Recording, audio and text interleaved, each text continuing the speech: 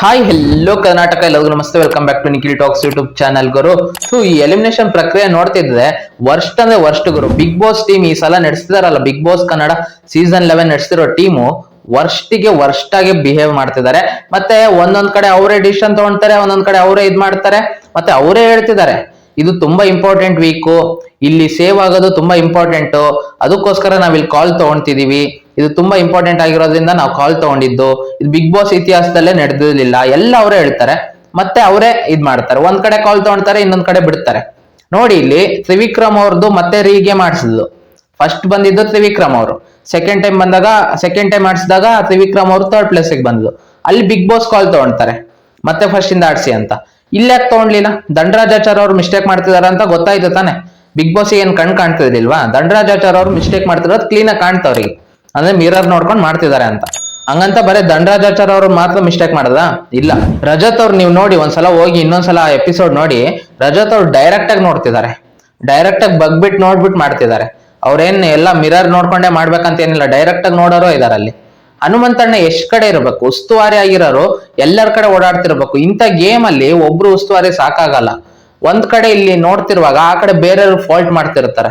ಯಾರು ತಪ್ಪು ಮಾಡ್ತಿದಾರೆ ಅಂತ ಅದ್ ಹೆಂಗ್ ಕರೆಕ್ಟ್ ಆಗಿ ಹೇಳಕ್ಕಾಗುತ್ತೆ? ಯಾವಾಗ್ಲೂ ಒಬ್ರನ್ನೇ ಗಮಸಕ್ ಆಗಲ್ಲ, ಪ್ರತಿಯೊಬ್ರನ್ನು ಗಮನಿಸ್ಬೇಕು. ಬಿಗ್ ಬಾಸ್ ಇಲ್ಲಿ ಕಾಲ್ ತಗೊಂಬೋದಿತ್ತಲ್ಲ, ಇದು ತುಂಬಾ ಇಂಪಾರ್ಟೆಂಟ್ ಅಂತ. ಈ ಲಾಸ್ಟ್ ಟಾಸ್ಕ್ ಅಲ್ಲಿ ಬಿಗ್ ಬಾಸ್ ಮಾಡಿ ತಪ್ಪು ಅಂತ ಕ್ಲೀನ್ ಆಗಿ ಕಾಣ್ತಿದೆ. ಅವ್ರು ಏನ್ ಮಾಡಿದ್ರೆ, ಇದು ನಡೆದಿದ್ದು ಸೋಮವಾರ, ಬಿಗ್ ಬಾಸ್ ಮನೆಯಲ್ಲಿ ಈ ಲಾಸ್ಟ್ ಟಾಸ್ಕ್ ನಡೆದಿದ್ದು ಸೋಮವಾರ. ಮಂಗಳವಾರ ಎಪಿಸೋಡ್ ನಮಗೆ ಪ್ರಸಾರ ಆಯ್ತು. ಪ್ರಸಾರ ಆದ್ಮೇಲೆ ಅಂದ್ರೆ 11 ಗಂಟೆ ನಂತರ ಟ್ರೋಲ್ ಪೇಜಸ್ ಅಲ್ಲೆಲ್ಲ ಶುರು ಆಯ್ತು. ಒಬ್ರಿಗೆ ಒಂದ್ ನ್ಯಾಯ, ಇನ್ನೊಬ್ರಿಗೆ ಒಂದ್ ನ್ಯಾಯ ಕೊಡ್ತಿದಾರ ಬಿಗ್ ಬಾಸ್. ಒಂದ್ ಕಡೆ ಕಾಲ್ ತಗೊಂತಾರೆ, ಇಲ್ಲ ಕಾಲ್ ತಗೊಂಡಿಲ್ಲ, ಅದೆಲ್ಲ ಬಂತು ವಿಷಯ. ಫುಲ್ ಎಲ್ಲ ಕಡೆ ವೈರಲ್ ಆಯ್ತು, ಎಲ್ಲ ಸೋಷಿಯಲ್ ಮೀಡಿಯಾದಲ್ಲೆಲ್ಲ ಪೋಸ್ಟ್ ಎಲ್ಲ ಕ್ರಿಯೇಟ್ ಆಯ್ತು. ಬಿಗ್ ಬಾಸ್ ಅನ್ಯಾಯ ಮಾಡ್ತಿದ್ದಾರೆ, ಒಬ್ರಿಗೆ ಒಂದು ರೀತಿ ನ್ಯಾಯ, ಇನ್ನೊಬ್ರಿಗೆ ಒಂದು ರೀತಿ ನ್ಯಾಯ ಮಾಡ್ತಿದ್ದಾರೆ ಅಂತೆಲ್ಲ ಬಂದಾಗ ಬಿಗ್ ಬಾಸ್ ಟೀಮ್ ಏನಾಯ್ತು, ಏನ್ ಮಾಡ್ಬೇಕು ಅಂತ ಯೋಚನೆ ಮಾಡ್ತು.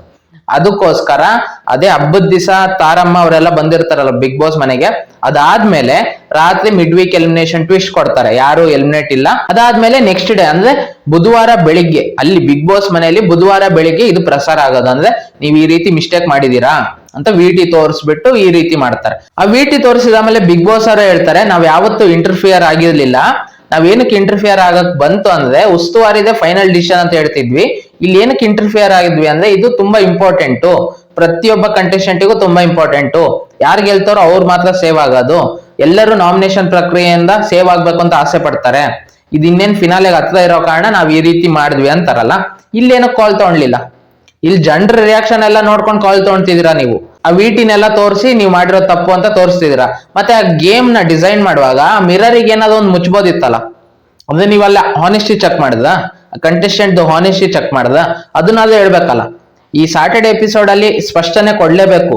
ನನ್ನ ಪ್ರಕಾರ ಈ ವಾರದ ಕಳಪೆ ಬಿಗ್ ಬಾಸ್ ಟೀಮ್, ಅವ್ರು ಡಿಸೈನ್ ಮಾಡಿರೋ ಟಾಸ್ಕ್ ಮತ್ತೆ ಅವ್ರ ಕಡೆಯಿಂದಾನೇ ಫಾಲ್ಟ್ ಜಾಸ್ತಿ ಇದ್ದಿದ್ದು. ಇಲ್ಲಿ ದಂಡರಾಜ್ ಅವ್ರಿಗೆ ಒಂದ್ ತರ ಮಾಡ್ತಾರೆ, ತ್ರಿವಿಕ್ರಮ್ ಅವ್ರಿಗೆ ಒಂದ್ ತರ ಮಾಡ್ತಾರೆ. ಅದೆಲ್ಲ ಹೊರಗಡೆ ಚರ್ಚೆ ಆದ್ಮೇಲೆ ಇವರು ಈ ರೀತಿ ಡಿಸಿಷನ್ ತಗೊಂತಿದ್ದಾರೆ. ಏನ್ ಹೇಳ್ಬೇಕು ಈ ಬಿಗ್ ಬಾಸ್ ಟೀಮಿಗೆ? ಅದಾದ್ಮೇಲೆ ಕಂಟೆಂಟ್ ಇಲ್ಲ ಗುರು, ಬಿಗ್ ಬಾಸ್ ಮನೇಲಿ ಕಂಟೆಂಟ್ ಇಲ್ಲ ಹೇಳ್ಬಿಟ್ರು. ಡಬಲ್ ಎಲಿಮಿನೇಷನ್ ಇರುತ್ತೆ ಈ ವಾರ, ಅದ್ ಯಾವಾಗ ಆಗುತ್ತೆ, ಅದ್ ಹೆಂಗಾಗುತ್ತೆ ನಮಗ್ ಗೊತ್ತಿಲ್ಲ, ಅದು ಕಾಲಯೇ ತಸ್ಮೈ ನಮಃ ಅಂತ ಹೇಳ್ಬಿಟ್ರು. ಇವಾಗ ಕಂಟೆಂಟ್ ಇಲ್ಲ. ಇವಾಗ ಮತ್ತೆ ಒಂದು ಕಂಟೆಂಟಿಗೋಸ್ಕರ ನಾಮಿನೇಷನ್ ಪ್ರಕ್ರಿಯೆ, 3 ಹೆಸರು ತಗೊಬೇಕು. ಇವಾಗ ನೋಡಿ, ಅಲ್ಲಿ 3 ಹೆಸರು ತಗೊಬೇಕು ಅಂತ ಬಂದಾಗ ಮತ್ತೆ ಅಲ್ಲಿ ಬೆಂಕಿ ಹತ್ಕೊಳುತ್ತೆ. ಎಲ್ಲಿ ಕರೆಕ್ಟ್ ಆಗಿ ಬತ್ತಿ ಇಡ್ಬೇಕು ಅಂತ ಬಿಗ್ ಬಾಸ್ ಟೀಮಿಗೆ ಹೇಳ್ಕೊಡ್ಬೇಕಾ? ಕರೆಕ್ಟ್ ಆಗಿ ಇಡ್ತಾರೆ. ಇವಾಗ ನಾಮಿನೇಷನ್ ಪ್ರಕ್ರಿಯೆ ಶುರು ಮಾಡಿದಾಗ ಸ್ಟಾರ್ಟಿಂಗ್ ಮಂಜಣ್ಣ ಕರೀತಾರೆ. ಮಂಜಣ್ಣ ನಾಮಿನೇಟ್ ಮಾಡೋದು ರಜತ್ ಅವ್ರನ್ನ, ಭವ್ಯ ಅವ್ರನ್ನ ಮತ್ತೆ ಗೌತಮಿ ಅವ್ರನ್ನ. ಎಷ್ಟೋ ಜನ ಗೌತಮಿ ಅವ್ರನ್ನ ಅವ್ರು ನಾಮಿನೇಟ್ ಮಾಡ್ತಾರೆ ಅಂತ ಎಕ್ಸ್ಪೆಕ್ಟ್ ಕೂಡ ಮಾಡಿರ್ಲಿಲ್ಲ. ಅವ್ರು ನಾಮಿನೇಟ್ ಮಾಡಿ ಕರೆಕ್ಟ್ ಆಗಿ ರೀಸನ್ಸ್ ಕೊಡ್ತಾರೆ. ರಜತ್ ಅವ್ರು ಲಾಸ್ಟ್ ವೀಕ್ ಮಾಡಿರೋ ಮಿಸ್ಟೇಕ್ಸ್ ನೆಲ್ಲ ವೀಕೆಂಡ್ ಅಲ್ಲಿ ಪ್ರತಿಯೊಂದು ವಿಡಿಯೋ ಕ್ಲಿಪ್ ಹಾಕಿ ತೋರಿಸಿದ್ದಾರೆ. ನೀವ್ ಯಾವ ರೀತಿ ಮಾಡ್ತಿದ್ರಿ ಉಸ್ತುವಾರಿ ಅಂತ. ಒಬ್ರ ಕಡೆ ಗಮನ ಇಡೋದಲ್ಲ ಉಸ್ತುವಾರಿ ಕೆಲಸ, ಎಲ್ಲರದು ನೋಡ್ಬೇಕು. ಅದೆಲ್ಲ ಬಿಟ್ಟು ಬರೇ ಮಂಜಣ್ಣ ಕಡೆ ನೋಡ್ಕೊಂಡು ಇದ್ದಿದ್ದು ಉಸ್ತುವಾರಿ ಕೆಲಸ ಮಾಡಿದ್ದು ರಜತ್. ಅದಕ್ಕೆ ಸರಿಯಾಗಿ ಕ್ಲಾಸ್ ಆಗಿತ್ತು. ಮತ್ತೆ ಸುದೀಪ್ ಸರ್ ಅದನ್ನ ಕ್ಲೀನ್ ಆಗಿ ಹೇಳಿದ್ರು, ಏನಕ್ಕೆ ಅವರು ಫೇವರಿಸಂ ವರ್ಡ್ ಬಳಸ್ಲಿಲ್ಲ ಅಂದ್ರೆ ಆ ರೀತಿ ಬಳಸಕ್ ಆಗಲ್ಲ. ಅದಕ್ಕೋಸ್ಕರ ಒಂದು ಪ್ಯಾಟ್ರನ್ ಕಾಣ್ತಿತ್ತು, ಪ್ರತಿಯೊಂದಲ್ಲೂ ಭವ್ಯ ಅವ್ರು ಇರ್ತಿದ್ಲು ಅಂತ ಅದಕ್ಕೆ ಹೇಳಿದ್ದು. ಇವರು ಬೇರೆಯವ್ರನ್ನ ಇದ್ ಮಾಡಕ್ ಹೋಗಿ ಉಸ್ತುವಾರಿ ಏನ್ ಮಾಡಿದ್ದು ಲಾಸ್ಟ್ ವೀಕ್ ವರ್ಸ್ಟ್ ಆಗಿ ಮಾಡಿದ್ಲು, ಅದನ್ನ ಕರೆಕ್ಟ್ ಆಗಿ ಹೇಳಿದ್ಲು. ಅದನ್ನೇ ರೀಸನ್ ತಗೊಂಡಿದ್ದು ಇಲ್ಲಿ ಮಂಜಣ್ಣ. ಇವಾಗ ಓಕೆ, ರಜತ್ ಅವ್ರದ್ದು ರೀಸನ್ ತಗೊಂಡಾಗ ರಜತ್ ಅವ್ರು ಟಾಂಟ್ ಕೊಡ್ತಾರೆ, ಅದೆಲ್ಲ ಓಕೆ. ಭವ್ಯ ಅವ್ರ ಟಾಪಿಕ್ ಬಂದಾಗ ಭವ್ಯ ಅವ್ರ ಬಗ್ಗೆ ಮಾತಾಡ್ತಿರ್ತಾರೆ ಮಂಜಣ್ಣ. ಅದಾದ್ಮೇಲೆ ರಜತ್ ಅವರು ಭವ್ಯ ಅವ್ರ ಬಗ್ಗೆ ಮಾತಾಡ್ತಿರೋದಿಲ್ಲ, ಯಾರು? ಮಂಜಣ್ಣ. ರಜತ್ ಅವ್ರು ಯಾಕೆ ಮಾತಾಡ್ಬೇಕು? ಭವ್ಯ ಅವ್ರ ಬಗ್ಗೆ ತಾನೇ ಮಾತಾಡ್ತಿರೋದು, ನಿಮ್ದೆಲ್ಲ ಮುಗೀತು. ಇವಾಗ ಇಲ್ಲಿ ಭವ್ಯ ಅವ್ರ ಬಗ್ಗೆ ಮಾತಾಡುವಾಗ ರಜತ್ ಅವ್ರು ಮಾತಾಡ್ತಿದ್ದಾರೆ, ಇದಕ್ಕೇನ್ ಅನ್ಬೇಕು? ಮತ್ತೆ ನಾನ್ ಬಂದಾಗಿಂದ ನಿನ್ನ ಕ್ಯಾಪ್ಟನ್ಸಿಗೆ ಬಿಟ್ಟಿಲ್ಲ ಅಂದ್ರೆ ಏನೋ ಟಾರ್ಗೆಟ್ ಮಾಡ್ತಿದ್ದ? ಕರೆಕ್ಟ್ ಆಗಿ ಕೇಳಿದ್ರು ಮಂಜಣ್ಣ, ಹಂಗಂದ್ರೆ ನೀವು ಟಾರ್ಗೆಟ್ ಮಾಡ್ತಿದ್ರಿ, ನನ್ನ ಕ್ಯಾಪ್ಟನ್ಸಿ ಆಗ್ಬಾರ್ದು ಅನ್ನೋದಕ್ಕೋಸ್ಕರನೇ ನೀವು ಟಾರ್ಗೆಟ್ ಮಾಡಿ ಪ್ರತಿಯೊಂದು ಇದಕ್ಕೂ ನೀವು ಒಂದು ರೀಸನ್ ಕೊಟ್ಬಿಟ್ಟು ನನ್ನ ಸ್ವಿಮ್ಮಿಂಗ್ ಪೂಲಿಗೆ ತಳ್ಳಿದ್ದು. ಅದೊಂದು ಪ್ರಕ್ರಿಯೆ ನಡೆದಿರುತ್ತೆ, ಸ್ವಿಮ್ಮಿಂಗ್ ಪೂಲಿಗೆ ತಳ್ಳಬೇಕು. ಅದರಲ್ಲಿ ಯಾರು ಜಾಸ್ತಿ ಸ್ವಿಮ್ಮಿಂಗ್ ಪೂಲ್ ಅಲ್ಲಿ ಗೆದ್ದಿರ್ತಾರೋ ಅವ್ರು ಕ್ಯಾಪ್ಟನ್ಸಿ ಓಟದಿಂದ ಹಿಂದೆ ಉಳಿತಾರೆ ಅಂತ. ಅಲ್ಲಿ ಮಂಜಣ್ಣಗೆ ಜಾಸ್ತಿ ಬಂದಿರುತ್ತೆ, ಹಂಗಂದ್ರೆ ನೀವು ಅಲ್ಲಿ ಟಾರ್ಗೆಟ್ ಮಾಡ್ಕೊಟ್ರಾ? ಕರೆಕ್ಟ್ ಆಗಿ ಕೇಳಿದ್ರು. ಇಲ್ಲಿ ನೋಡಿ, ಎಷ್ಟೇ ಟಾಂಟ್ ಕೊಟ್ರು ಕೂಡ ರಜತ್ ಅವರು ಮಂಜಣ್ಣ ಎಲ್ಲೂ ಫ್ರಸ್ಟ್ರೇಟ್ ಆಗ್ದಂಗೆ ಕರೆಕ್ಟ್ ಆಗಿ ರೀಸನ್ ಕೊಡ್ತಾ ಬಹುವಚನದಲ್ಲೇ ಮಾತಾಡ್ತಾ ಎಲ್ಲ ಕರೆಕ್ಟ್ ಆಗಿ ಕೊಟ್ರು. ಇಲ್ಲಿ ರಜತ್ ಮಾತಾಡಿದ್ದು ಎಂತೆಂತ ಮಾತಾಡಿದ್ದು. ರಜತ್ ಅವರು ಲಾಸ್ಟ್ ವೀಕ್ ಅಲ್ಲಿ ಕ್ಲೀನ್ ಆಗಿ ಕಾಣ್ತು ನಮಗೆ, ಟಾರ್ಗೆಟ್ ಮಾಡಿದ್ದವರು ಹನುಮಂತಣ್ಣನ ಮತ್ತೆ ಮಂಜಣ್ಣನ, ಇವ್ರಿಬ್ರು ಟಾರ್ಗೆಟ್ ಮಾಡಿದ್ರು. ಹನುಮಂತಣ್ಣ, ನೀನ್ ನನ್ನ ಟಾರ್ಗೆಟ್ ಮಾಡ್ತೀಯಾ? ಮಾಡ್ಕೋ, ನನಗ್ ಗೊತ್ತಿದೆ ಯಾವ ರೀತಿ ಟಿಕೆಟ್ ಫಿನಾಲೆ ತಗೊಬೇಕು ಅಂತ. ತಗೊಂಡಿದ್ದಾಯ್ತು ಅವ್ರು. ನೀನ್ ಟಿಕೆಟ್ ಹೋಮ್ ನೀನ್ ನನಗ್ ಕೊಡ್ತೀಯಾ? ನನಗ್ ಗೊತ್ತು ಯಾವ ರೀತಿ ಟಿಕೆಟ್ ಫಿನಾಲೆ ತಗೊಬೇಕಂತ. ತಗೊಂಡಿದ್ದಾಯ್ತು, ಅಲ್ಲೇ ಕ್ಲೀನ್ ಆಗಿ ಕಾಣ್ತಿತ್ತು. ಮತ್ತೆ ಈ ವಾರ ರಜತ್ ಅವ್ರಿಗೆ ಸಿಕ್ಕಿದ್ದು 3 ಟಾಸ್ಕ್, ಮಂಜಣ್ಣಕ್ ಸಿಕ್ಕಿದ್ದು 3 ಟಾಸ್ಕ್. ಇದ್ರಲ್ಲಿ ಯಾರು ಜಾಸ್ತಿ ಪಾಯಿಂಟ್ಸ್ ತಗೊಂಡಿದ್ದು? ಮಂಜಣ್ಣ, ರಜತ್ ಅವ್ರಲ್ಲ. ಎಷ್ಟೋ ಟಾಸ್ಕ್ ಅಲ್ಲಿ ಆಡಕ್ ಹೋಗ್ತಾರೆ ರಜತ್, ಕೊನೆಯಲ್ಲಿ ಸೋಲ್ತಾರೆ. ಮತ್ತೆ ಕ್ಯಾಪ್ಟನ್ಸಿ ಟಾಸ್ಕ್ ಅವ್ರು ಗೆದ್ದಲ್ಲ, ಅದನ್ನ ಹೋಗಿ ನೋಡ್ಕೊಂಡ್ ಬನ್ನಿ ಇನ್ನೊಂದ್ಸಲ. ಆ ಎಪಿಸೋಡ್ ಅಲ್ಲಿ ನೀವು ಕ್ಲೀನ್ ಆಗಿ ಗಮನಿಸಿದ್ರೆ ಗೊತ್ತಾಗುತ್ತೆ, ರಜತ್ ಅವರು ಕಾಣ್ತಿತ್ತು ಅವರಿಗೆ ಕಣ್ಣಿಗೆ. ಕ್ಲೀನ್ ಆಗಿ ಹೋಗ್ತಿದ್ದಾರೆ, ಬೇರೆಯವರೆಲ್ಲ ಎಡುತ್ತಿದ್ದಾರೆ, ಇವ್ರು ಮಾತ್ರ ಕ್ಲೀನ್ ಆಗಿ ಹೋಗ್ತಿದ್ದಾರೆ. ಆ ಕಡೆ ಭವ್ಯ ಅವ್ರು ಉಸ್ತುವಾರಿ ಮಾಡ್ತಿದ್ದು, ಅವರು ಕೂಡ ಹೇಳ್ತಿದ್ದಾರೆ, ರಜತ್ ಅವ್ರೆ ನಿಮಗ್ ಕಾಣ್ತಿದೆ ಅಂತಂದು ಸರಿ ಎಲ್ಲ ಮಾಡಕ್ ಹೋಗ್ತಾರೆ. ಇಲ್ಲ ಇಲ್ಲ ನನಗೆ ಕಾಣ್ತಿಲ್ಲ ಅಂತಾರೆ. ಮತ್ತೆ ಅಲ್ಲಿ ಮೋಸ ಮಾಡಿ ಗೆದ್ದಿದ್ಯಾ? ಅಷ್ಟು ಬೇಗ ಎಲ್ಲರೂ ಕಷ್ಟ ಬೀಳ್ತಿದ್ದಾರೆ. ತ್ರಿವಿಕ್ರಮ್ ಅವ್ರು ಕಷ್ಟ ಬೀಳ್ತಿದ್ದಾರೆ, ಮಂಜಣ್ಣ ಕಷ್ಟ ಬೀಳ್ತಿದ್ದಾರೆ, ಎಲ್ಲರೂ ಕಷ್ಟ ಬೀಳ್ತಿದ್ದಾರೆ. ಇವ್ರು ಮಾತ್ರ ಈಸಿಯಾಗಿ ತಗೊಂಡೋಗ್ತಿದ್ದಾರೆ. ಅಲ್ಲೂ ಕೂಡ ಫಾಲ್ಟ್ ಇದೆ, ರಜತ್ ಅವ್ರದ್ದು ತುಂಬಾ ಕಡೆ ಫಾಲ್ಟ್ ಇದೆ. ಅವ್ರ ಆಟ, ಅವ್ರ ಮಾತು ಎಲ್ಲ ಚೆನ್ನಾಗಿದೆ, ಅದು ಒಂದೊಂದ್ ಕಡೆ ಅವ್ರು ಈ ರೀತಿ ಮಾಡಿದ್ದಾರೆ, ಫಾಲ್ಟ್ ಮಾಡಿದ್ದಾರೆ, ಅದನ್ನ ಒಪ್ಕೊಬೇಕು. ಅದನ್ನ ಒಪ್ಕೊಂತಿಲ್ಲ, ಫೇವರಿಸಮ್ ಮಾಡೋ ರೀತಿ ಹೋಗ್ತಿದ್ದಾರೆ. ಅದು ಹಂಗೆ ಕಾಣ್ತಿರೋದು ಹೊರಗಡೆ. ಲಾಸ್ಟ್ ವೀಕ್ ಅಲ್ಲಿ ಅದಕ್ಕೋಸ್ಕರನೇ ಅಷ್ಟೊಂದು ವಿಡಿಯೋ ಕ್ಲಿಪ್ ಆಗಿ ತೋರಿಸಿದ್ದು ನಿಮ್ದು ಎಲ್ಲೆಲ್ಲಿ ತಪ್ಪಿದೆ ಅಂತ. ಇವರು ಟಾಂಟ್ ಕೊಡೋದಕ್ಕೆ ಮಂಜಣ್ಣ ಕರೆಕ್ಟ್ ಆಗಿ ಆನ್ಸರ್ ಮಾಡಿದ್ದಾರೆ. ಮಂಜಣ್ಣ ಮತ್ತೆ ತಗೊಂಡಿದ್ದು ಹೆಸರು ಕೂಡ ಗೌತಮ್ ಅವ್ರನ್ನ ನಾಮಿನೇಟ್ ಮಾಡಿದ್ದು ಎಲ್ಲರಿಗೂ ಇಷ್ಟ ಆಗ್ತಿದೆ ಇವಾಗ ಹೊರಗಡೆ. ಎಷ್ಟೋ ಜನ ಇಲ್ಲ ಮಂಜಣ್ಣ ನಾಮಿನೇಟೇ ಮಾಡಲ್ಲ, ಗೌತಮ್ ಅವ್ರ ಮುಂದೆ ಕೈ ಕಟ್ ನಿಂತ್ಕೊಂತಾರೆ. ಅದಕ್ಕೂ ಕೂಡ ಅವ್ರು ಸ್ಪಷ್ಟನೆ ಕೊಟ್ರು, ಏನು ಕೈ ಕಟ್ ನಿಂತ್ಕೊಂತಾರೆ ಅಂತ.